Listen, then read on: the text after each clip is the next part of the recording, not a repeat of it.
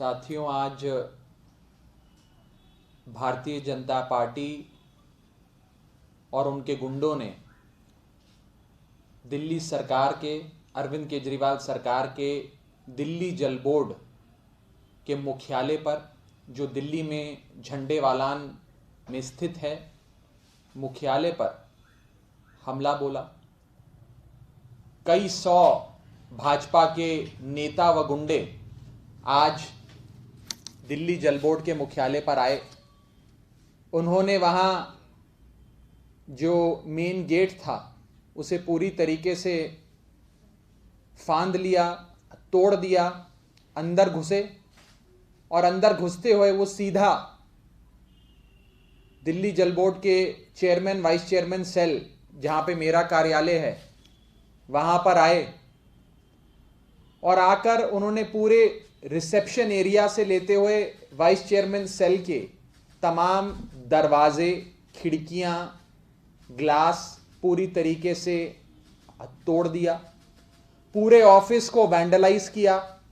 वहां पर हमारे कंप्यूटर्स, प्रिंटर्स, गमले, सब कुछ मौजूद था, वो सारे तोड़ दिए। मुख्यमंत्री जी की तस्वीर मेरे कमरे में लगी थी, उसे तोड़ दिया। मेरे पूरे कार्यालय को वैंडलाइज कर दिया। स्टाफ को मारा, धमकाया और आप खुद मेरे कार्यालय की, दिल्ली जल बोर्ड के कार्यालय की तस्वीरें, वीडियो देख चुके हैं, इस कैमरे में कैद हुई हैं कि किस प्रकार से वहां एक पूरी मेहम सा भारतीय जनता पार्टी के गुंडों ने बना दिया। यहां तक कि फर्श पे आपको दिल्ली जल बोर्ड के ऑफिसर्स, वहां के मेरे पर्सनल स्टाफ के खून के धब्बे, खून के निशान, खून की बूंदें भी फर्श पे नजर आ रही हैं। लोगों को चोटें आई हैं, लोगों को हमने फर्स्ट एड के लिए भेजा है।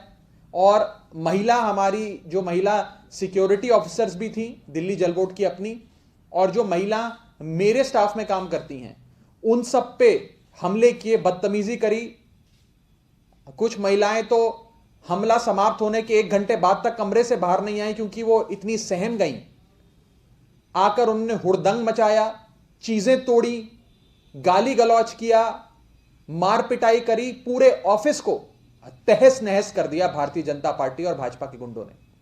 और मेरे कमरे के बाहर आकर, मेरे कमरे में पूरी तोड़फोड़ मचाने के बाद यह कहा कि राघव चड्ढा, हम भारतीय जनता पार्टी के लोग तुम्हें एक सबक सिखाने आए हैं और हम तुम्हें यह कहना चाहते हैं कि तुम्हारे मुख्यमंत्री अरविंद केजरीवाल, तुम्हारे नेता अरविंद केजरीवाल बहुत ज्यादा देश के किसान के हितैषी बन रहे हैं, बहुत ज्यादा किसान के पक्ष में बातें रख रहे हैं। कभी 9 जेल जो मोदी जी बनाना चाहते हैं किसानों को कैद करने के लिए दिल्ली में, उसे नामंजूर कर देते हैं। कभी अरविंद केजरीवाल सेवादार की भूमिका में पूरी पार्टी को किसानों की सेवा में लगा देते हैं, और कभी ये 3 कानूनों को फाड़कर इन कानूनों के खिलाफ अपना विरोध दर्ज कराते हैं। राघव चड्ढा, हम तुम्हें चेतावनी देने आए हैं कि अरविंद केजरीवाल को और अपनी पूरी पार्टी को समझा दो कि किसानों के पक्ष में बात करना बंद करे, किसानों का हितैषी बनना बंद करे और किसानों की मांगों का समर्थन करना बंद करें। नहीं तो जो हश्र आज हमने तुम्हारे कार्यालय का करा है, जो हश्र आज हमने तुम्हारा और तुम्हारे स्टाफ का किया है, यही हश्र अब हम आने वाले समय में आम आदमी पार्टी के हर नेता का करेंगे। यहां तक कि भाजपा के गुंडों ने यह भी कहा कि आज से कुछ दिन पहले हमने अरविंद केजरीवाल के घर का घेराव किया, अरविंद केजरीवाल को हाउस अरेस्ट किया, उनके घर के बाहर डेरा जमाकर बैठ गए और उसके कुछ दिन बाद दिल्ली के उप मुख्यमंत्री मनीष सिसोदिया के घर पे हमला किया। भाजपा के कई गुंडे मनीष सिसोदिया जी के घर में घुस आए, उनकी बीवी, उनके बच्चे सब वहां मौजूद थे, लेकिन घर पे हमला बोला। इसी प्रकार से आज हम तुम्हारे घर पे हमला बोलने आए हैं, तुम्हारे कार्यालय पे हमला बोलने आए हैं राघव चड्ढा। अब हम तुम्हें सबक सिखाएंगे, सीख जाओ और अपने केजरीवाल को जाकर समझा देना कि किसानों का पक्ष लेना बंद करे, किसानों की सहायता करना बंद करे। उन्होंने एक और बात कही, उन्होंने कहा कि तुम लोग जैसे प्रधानमंत्री मोदी जी कह रहे हैं वैसे वैसे काम करो, नहीं तो आने वाले समय में इस प्रकार के जानलेवा हमले हम तुम लोगों पे और भी करेंगे, तुम्हारे सारे नेताओं पे करेंगे। अभी तो अरविंद केजरीवाल, मनीष सिसोदिया और राघव चड्ढा पे करे हैं, आने वाले समय में तुम सब पे ऐसे जानलेवा हमले होंगे, तुम लोग सावधान हो जाओ।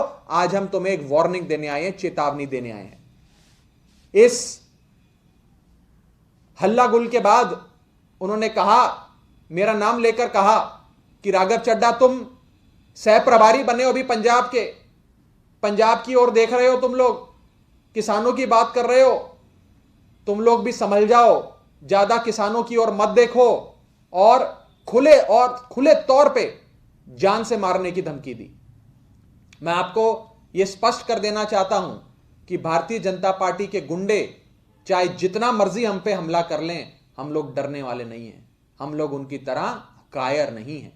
इस हमले के बाद मैंने माननीय मुख्यमंत्री अरविंद केजरीवाल जी से बात करी, फोन पर उन्हें पूरी सूचना दी, और मुख्यमंत्री जी ने, आम आदमी पार्टी के राष्ट्रीय संयोजक और दिल्ली के मुख्यमंत्री अरविंद केजरीवाल जी ने मुझे सिर्फ एक ही बात कही, और यह कहा कि राघव, हम सब अंतिम सांस तक देश के किसान के हकों की लड़ाई लड़ेंगे, हम लोग अंतिम सांस तक देश के किसान के साथ खड़े रहेंगे, हम लोग अंतिम सांस तक ये 3 काले कानूनों का विरोध करेंगे।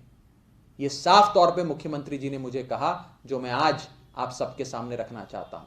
चाहे लाख कोशिश भाजपा कर ले हम लोगों का मनोबल तोड़ने की, या हम लोगों को शारीरिक रूप से हम पे हमला करने की, हम लोग पीछे हटने वाले नहीं हैं, हम लोग कायर नहीं हैं, हम लोग भाजपा की इन धमकियों से, हमलों से, गीदड़ भभकियों से डरने वाले लोग नहीं हैं। हम देश के किसान के साथ खड़े हैं और देश के किसान के साथ सदैव खड़े रहेंगे। साफ तौर पे 3 चीजों का जिक्र आज भाजपा के गुंडों ने जब हमला किया तो हम पे किया। उन्होंने कहा कि तुम्हारे केजरीवाल ने किसानों को बंद करने के लिए जेल बनाने के 9 जेल दिल्ली के कोने कोने में बनाने के प्रस्ताव को खारिज किया, इसलिए हम ये हमला कर रहे हैं। तुम्हारे केजरीवाल ने पूरी पार्टी को, पूरे विधायकों को, मंत्रियों को, सांसदों को, कार्यकर्ताओं को सिंगू बॉर्डर पर देश के किसान की सेवा करने के लिए उतार दिया है। किसान के बड़े हितैषी बनते हो तुम लोग, इसलिए आज हम तुम पे हमला कर रहे हैं। और उन्होंने साफ तौर पे यह कहा कि तुम्हारे केजरीवाल ने ये 3 काले कानून फाड़कर मोदी जी का अपमान किया है, इसलिए हम तुम पे हमला कर रहे हैं।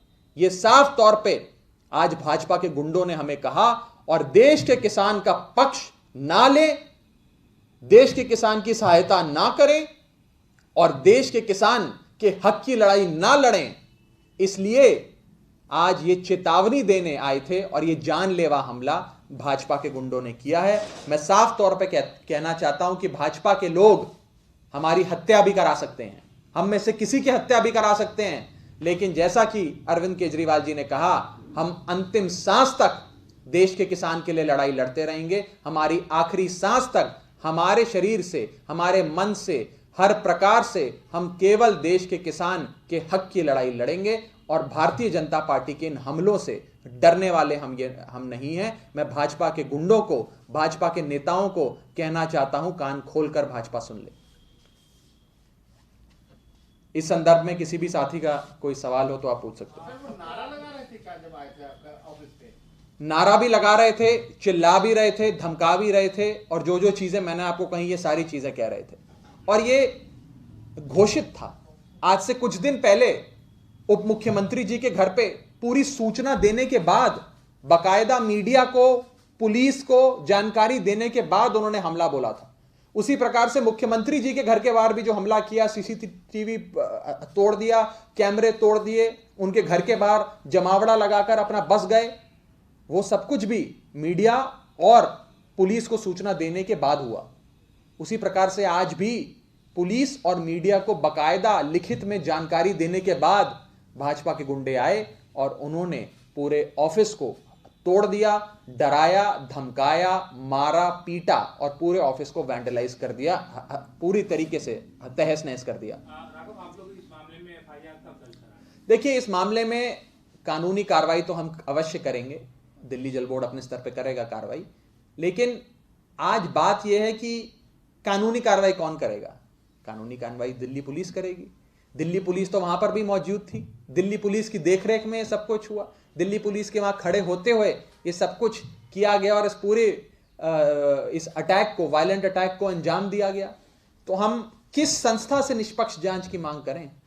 किससे कहें कि आप इसकी जांच करें? किससे कहें कि आप जो दोषी हैं उनको सजा दें? किससे कहा जा सकता है? हम तो जनता के कोर्ट में ही बात कर सकते हैं, जनता से ही ये बात रख सकते हैं और जनता के कोर्ट में इंसाफ की गुहार लगा सकते हैं। लेकिन पुलिस का कहना है आप लोगों की तरफ से अगर शिकायत नहीं आएगी तब कैसे कार्रवाई होगी? और दूसरी चीज मतलब पुलिस अभी शिकायत का इंतजार कर रही है कि हम जाएं और लिखित में शिकायत दें। पुलिस वहां मौजूद थी, डीसीपी मौजूद थे, तमाम पुलिस कर्मी ऊपर से लेकर नीचे तक वहां मौजूद थे, उनकी देखरेख में यह हुआ है। लेकिन पुलिस अभी भी कार्रवाई नहीं कर रही है, वो इंतजार कर रही है कि हम उनके पास जाएं और उनको कंप्लेंट दें। ये तो हास्यास्पद है, ये दिखा देता है कि पुलिस की मंशा क्या है और कितनी गंभीर है दिल्ली पुलिस इस सारे मसले में जांच करने के लिए। शुक्रिया।